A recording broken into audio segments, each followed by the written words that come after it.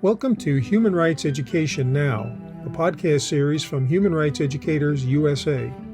I'm your host, Bill Fernikes, a member of the National Steering Committee of HRE USA, a collaborative network to learn, teach, organize, advocate, and innovate for human rights education in the United States.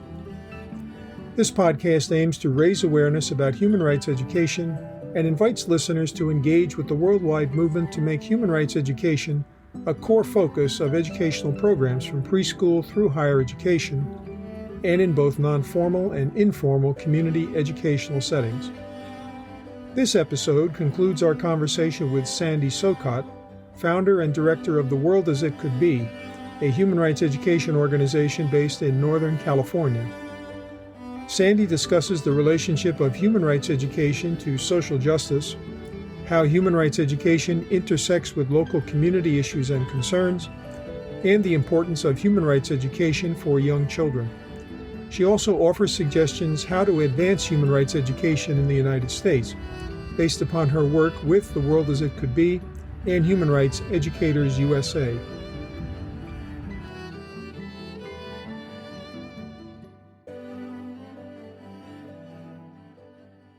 I'd like to turn back to one other issue, though, before we move on to some other topics. You were heavily involved in advocacy for women's leadership.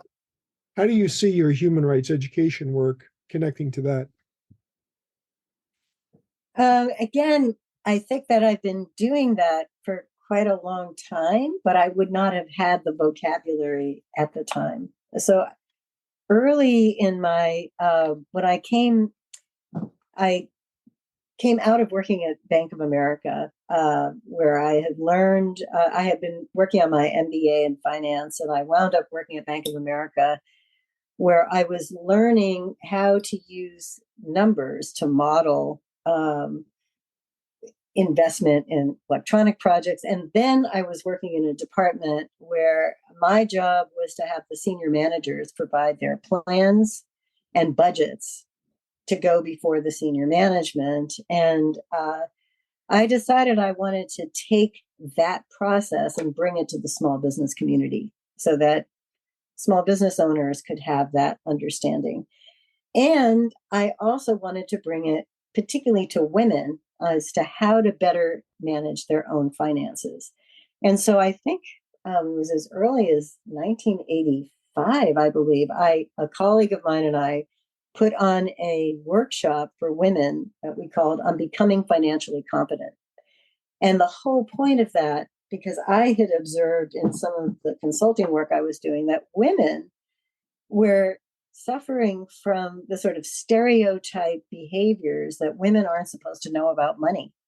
And women aren't supposed to make financial decisions in their family. And yet this is such an important understanding to have in order to be economically self-sufficient, and even whether you're running a business or taking care of yourself. And so that was actually a driving force to me as part of my early work, that I wanted to bring what I knew in the financial business management world to women, particularly for their personal lives, and then helping women in business as to how to use good decision-making tools for being profitable. And I was very fortunate. I actually won an award from the Commission on the Status of Women for Women Who Make a Difference because of that work with women. And that has been part of my passion for forever. Do you see those same type of issues being pervasive today with younger women? Yes. And we do a rite of passage. Well, we stopped with the pandemic, but we have been doing an after-school rite of passage program. And I would be involved. The teacher from Arroyo High School, a different teacher, was running that, but I would come as part of just being kind of a mentor and a participant. Mm-hmm. And in that after-school rite of passage, what we were doing was teaching kids about what it means to be part of a healthy community, using the UDHR as the framework for that. And part of their effort is not only learning about why should there be recreation, why should you care about the arts, why should you care about education, why should you care about your career and health, and and then taking a look at what was going on in their community to have a community action project. But part of what we did was financial literacy, and I presented that to the kids. And I went over with them what they needed to know about how to do a budget. Why do they need this information for making good decisions for themselves? And the kids, they often said afterward they were so relieved to have this information. They did not know. They did not understand what it meant for figuring out how to budget, how you could spend money for clothes, and not get yourself into debt, and why it was so important to have that understanding. So I think that is not being taught well enough in our educational world to teach young people how to take care of themselves financially, and navigate making good decisions for their life, so they're not vulnerable to credit card solicitations when they get out of high school that put them into terrible financial straits. There really still needs to be a lot of. So looking back at your many years now in the field, what would you say are some guidelines or insights you might have to say to HRE USA, here's where we need to go in human rights education? What would be a couple of priorities? I do think finding ways to collaborate with other groups that consider themselves social justice organizations. I mean, finding collaborative efforts. I'm hoping we could do this virtual meeting that you had suggested, actually, as part of celebrating the 75th anniversary, that we connect social justice and human rights to look at what's a threat to our democracy right now, and to have a collaborative discussion among organizations that might not necessarily work together, but yet share a common issue as to how we could do something together. I feel like doing more of that would be a very positive way of demonstrating the power of human rights, of the human rights framework. I think that's probably one of the biggest kind of steps that I think would be important, to not just think that all we're about is trying to get human rights education into schools, but as part of that it's bringing a broader awareness of how the framework is connected to day in and day out issues, and perhaps that even for the greater public to understand that, because we need the public to support human rights education in their schools and to see why that's important. And I think go ahead, I'm sorry. Well, even connecting with, I know we've connected in our curriculum with why social emotional learning is such an important part of education, because you have to have kids kind of capable of understanding why respect for another person is important, how to have empathy for other situations. Otherwise, you can learn about human rights, but it won't mean anything if you don't have a place for it to have some context. And I think doing more with other groups that are doing that kind of work would be beneficial as well.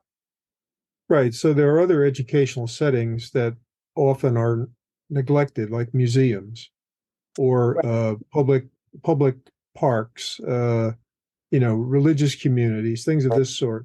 Do you see potential there for this type of activity? Absolutely. Absolutely. I mean, I think that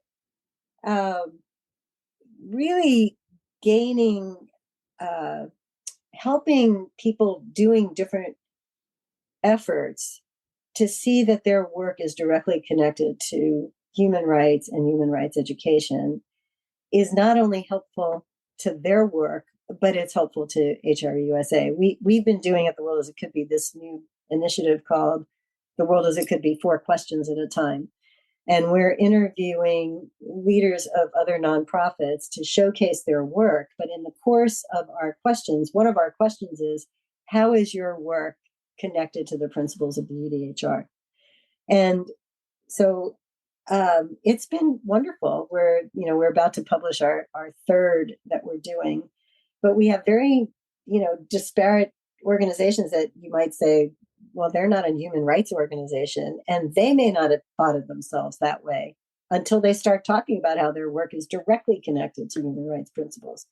So I feel like doing more of that type of thing in different institutions would be helpful all the way around. Now, of course, there are many challenges on the national level these days, whether it's discrimination against minorities of color, anti-Semitism, refugees, and so forth. And the U.S. is actually a signatory to a number of these international human rights treaties, but they haven't taken very much effort to use them or deploy them. So if you had to select one issue, what would you say would be the most significant issue where maybe the federal government could leverage some influence here? Oh boy, there are a number. I don't know. One might be the right to an education, and to really support, to see how we could do more to support the importance of public education and what that means in terms of the full development of the person, and to programs that foster that having a truly informed, critical thinking electorate. I feel like that right now is a vital one. Or even, I think that the role of information, and I know one of the big issues is misinformation that is being spread with social media. And I feel like this is a place where the federal government could certainly play a role. It's part of education. It's part of how people learn about things, how to make decisions, how to vote.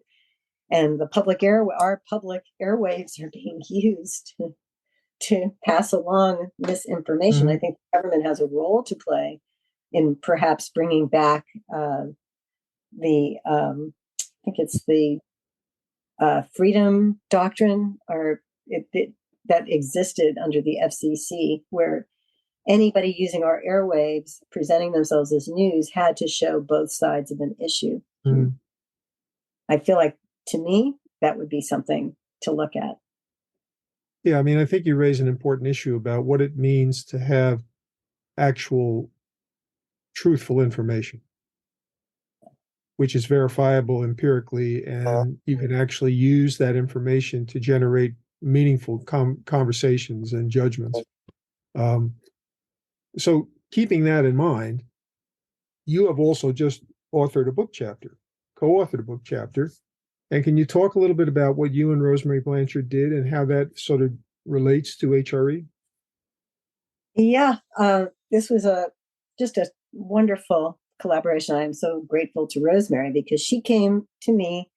It's been almost, it was like in the fall of 2021, I guess. And she said, I think we should do a proposal to have a chapter. And this is a social studies text that it's a very long text name that I have to keep looking at. My book.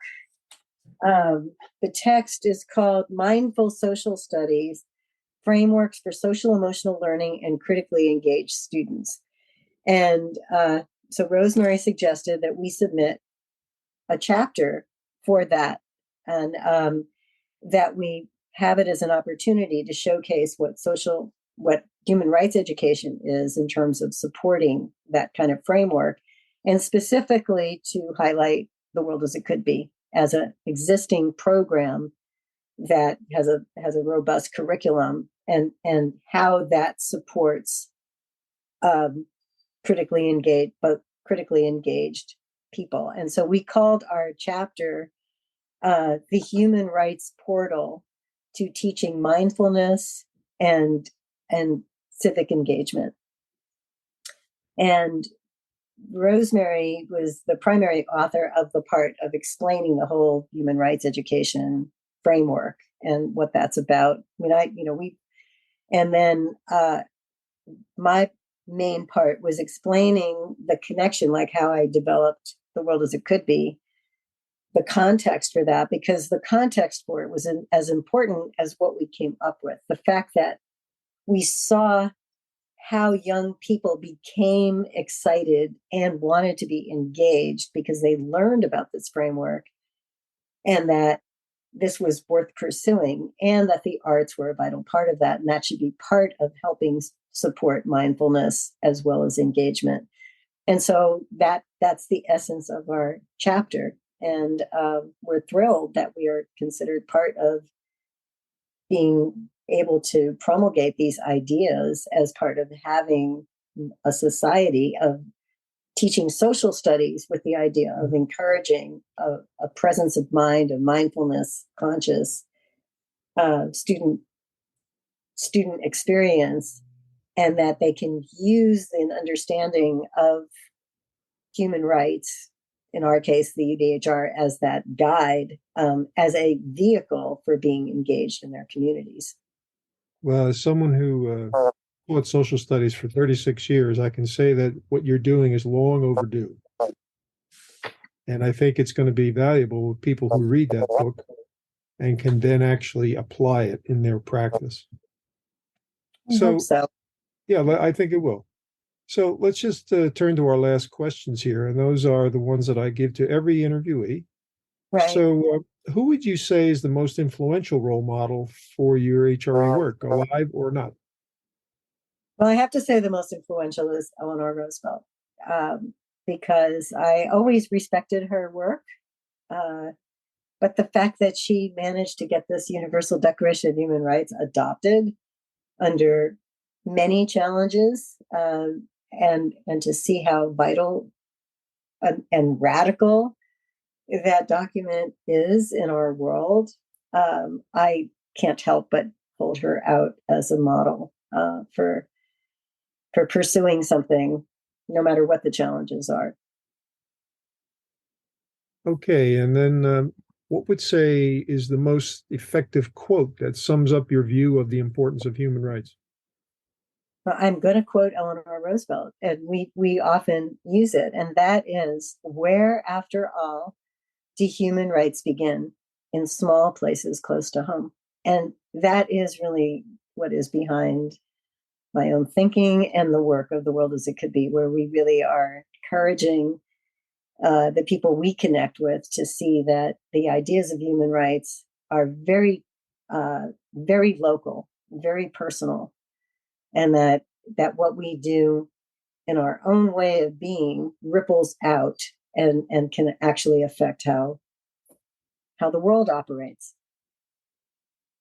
Okay, and then if you had the power to make one critical change to advance HRE in this country, what would you do? Well, I'm prepared for this. I thought about this. I would require all congressional leaders, all federal employees, and of course, I would love it could be at a state level as well. Anybody that has a job in government, that they would be required to learn about the UDHR, what the history of it, and they'd be required to write some type of statement as to how learning about this connects to their work. That's a very interesting approach, I think, because last year or 2 years ago, when I was teaching a course at Rutgers, my class on human rights education, I asked Nancy Flowers to be a guest speaker, and we were talking about this exact question, and she asked me the question. So I said, I think the most important thing would be to have members of the law enforcement community be educated about human rights. So it's interesting because you're talking on a much broader level, but they're sort of in the same ballpark. It's kind of like I actually when I went to visit the Statue of Liberty in Ellis Island. I don't know if you've been to them, but I did go. I actually went with my mother, who came to Ellis Island as a 14-year-old and saw her boat. And at that time, I thought, everybody that serves in our Congress should be required to make this trip. They need to go up the Statue of Liberty, and they need to visit Ellis Island so they can understand this key part of our country. And I feel like I still believe that. And I feel, to go further, they also, these entities who are charged with representing what this country is supposed to be about, need to understand the principles that are a framework for guiding it. And we are a signatory. We help make the Universal Declaration. We should know why that's important and how that could actually influence what we do. Well, I think that's a great idea, and it wouldn't take that much to do, actually, because it would require simply that there be a training program in place for federal employees and for members of Congress. And I think you'd have certainly you'd have resistance from some people, but I think overwhelmingly you'd have much more enlightenment Right. than you would right now, because certainly right now there's nothing. Right. And it's a lack, if you don't know something, then you don't know what you're missing. It's like you don't know what you don't know. And in this case, if you have people who are simply unaware of what, in this case, the UDHR is and what it was meant to do and what it could do, then it's, knowledge is everything. Information and knowledge is a path to light. And the United States is a signatory to the International Covenant on Civil and Political Rights, and it requires that you educate the country about it, but we don't do it. The federal government's taken that as they don't feel obligated to do it at all. So that's been demonstrated in the reports to the United Nations. But at least at this point, I think we're starting to change that conversation, albeit one at a time, hopefully. Yeah, I think one of the people we interviewed for our 4 Questions at a Time is Erwin Kula, who is a 8th generation rabbi out of New York City. He runs a program called CLOW. And I first met him in 2008. He came out to present on his book, Yearnings, Embracing the Sacred Messiness of Life. And he talked about wanting to use Jewish wisdom, not to attract more Jewish people, but to apply it for the betterment of all people. And I spotted him as a Deadhead, a Grateful Dead fan, and connected with him when I bought the book. I said, I felt like I was at a Grateful Dead concert. And he stood up, took out his wallet and said, I carry the tickets to my favorite show all the time. So I communicated with him because our program uses the sort of structure of the B'nai Mitzvah, the Bar Mitzvah, Bat Mitzvah idea that people take responsibility for the UDHR to further. And I asked him about that. This was in 2008. And he said, absolutely, you have to do it. You've got the public high school, you've got the sacred text is the UDHR, and all you need is a party and food in good shape. So we interviewed him just a few weeks ago for our 4 Questions at a Time. And he shed this light about the fact that you have to know that things can take a long time. Because I said, I don't know if anybody's ever going to learn about this UDHR the way they're supposed to. And he said, Sandy, it can take thousands of years for something to become a sacred text. But don't despair. You have to do what you can do while you're alive and realize that many things are going to live way past what you've created. But this is part of the world we're in, that you must, when you see something, work on it and persevere and do what you can while you can. I mean, he says it a lot better than I'm saying it now, but that was very inspiring. Well, I think you're right. And I think he's right. It's perseverance, patience, and keeping your eye on the ball, as they say in baseball. Right. Well, tomorrow I'll close with this, and where it might fit. We're having the culmination presentation of a 2nd grade class at the Cesar Chavez Elementary School. We're doing a project with this teacher there who's been part of our world since 2011. She's a visual artist, has been teaching kindergarten and 2nd grade using our curriculum with her little kids to help kids gain an understanding of human rights. So our project is called I Am Me and I Am Part of Us. And they've been learning it's to augment what they're learning about valuing themselves as people, how to be respectful to each other, and also to understand their personal story, their legacy. That's part of their social studies. So tomorrow they're going to do a presentation in front of a couple of other second grade classes, their families. I'm bringing food for the celebration. They're going to get a book of the poems that they wrote about I Am, as well as the collective poem that they're going to read. And they did a beautiful mural that depicts what they are as part of their community. And we're making it for them that they're going to have. And I feel like, no matter what age, kids, they've really gained a sense of themselves, an enthusiastic part of who they are, despite a lot of other obstacles they've been dealing with. And I'm really happy that we're going to get to celebrate that with them tomorrow. They're going to be really happy. Well, that's a great way to end our conversation, and I wish you all the luck with that. And thank you very much for being with us today. Thank you. Thanks for listening to Human Rights Education Now. You can find additional information about this podcast series at www.hreusa.org. Each episode is available on the HRE USA podcast page, Spotify, Apple Podcasts, Google Podcasts, Player FM, and Deezer. They will soon be available on YouTube and SoundCloud. You can also download each episode as an MP3 file. If you have questions or comments about this podcast, send them to Christy, Kristi, at hreusa.org.